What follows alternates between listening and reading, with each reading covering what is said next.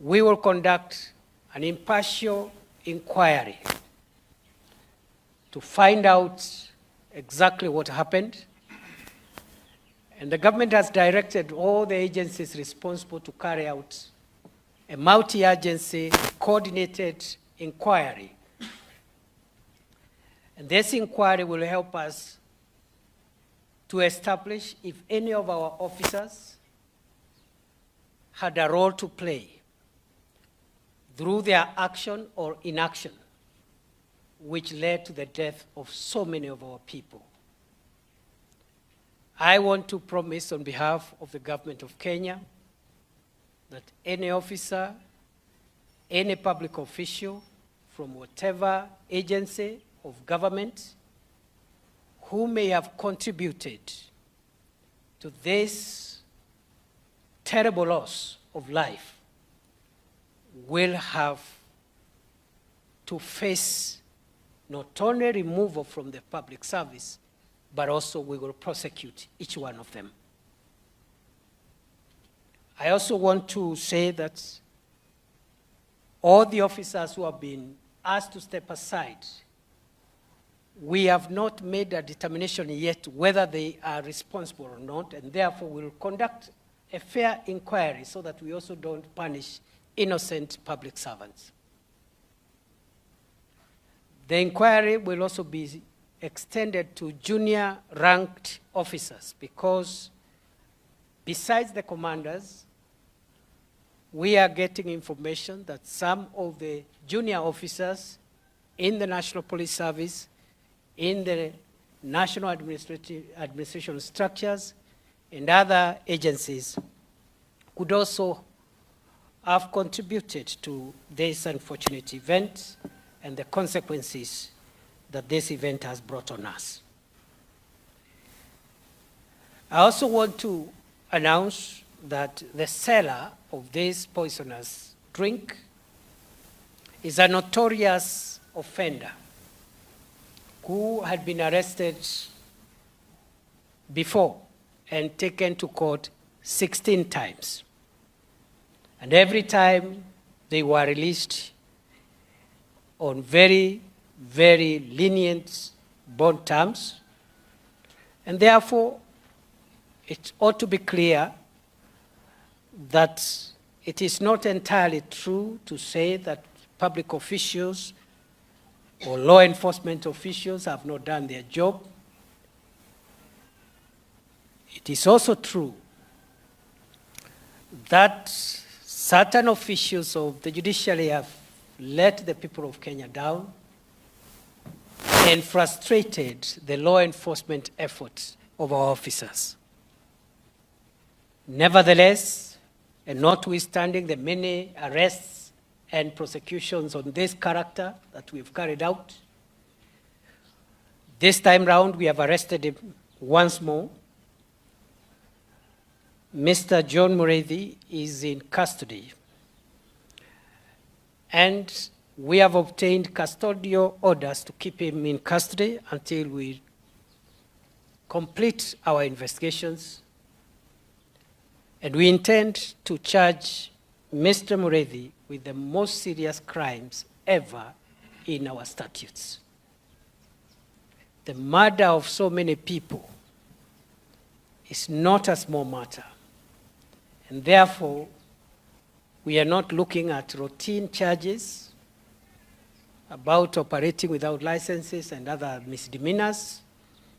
We are looking at putting a proper, serious case, watertight, that this fellow will never know freedom again. And I don't see any difference between what this character has done and what other dangerous criminals have done in other parts of the country. There is no difference between this terrible character and what Mr. Mackenzie did in Shakahola.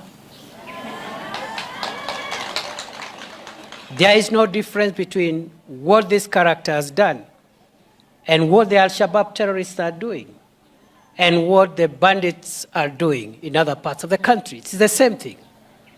And therefore, we will not take this as a small matter. And I want to announce that the new officers who have been posted here have been directed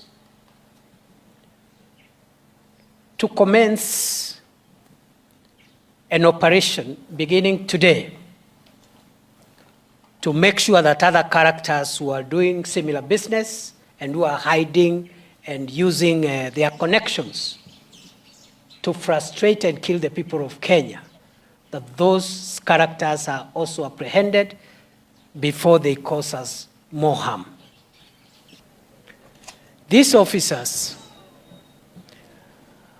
have been brought here with one mandate.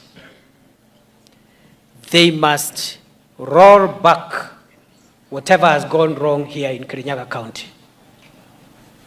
They must make sure that this challenge is addressed and make sure that we don't have loss of lives going forward.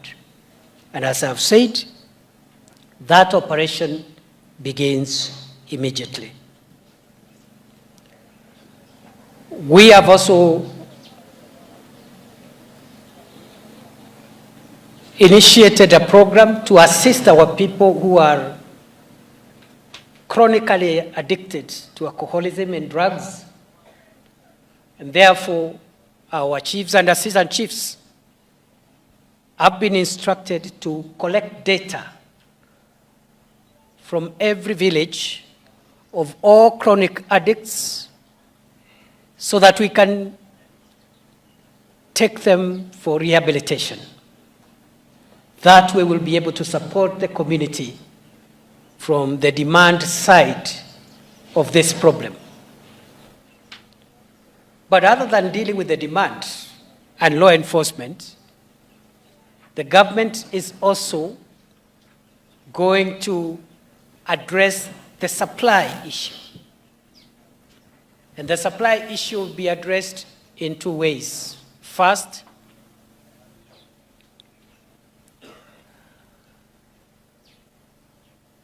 we have directed the county security teams to liaise with county governments to review all licenses of all bars in this county and to shut down all unlicensed outlets. I have also directed the relevant officials to close all outlets that are selling alcohol in the villages. Because there are people who have set up alcoholic establishments in the middle of villages, and this is what has ruined very many families. And going forward, as a national security policy, county governments will only license proper liquor establishments in shopping centers, in towns, in urban centers. We cannot have people having licenses to operate bars in villages, because this is what is affecting very, very many families.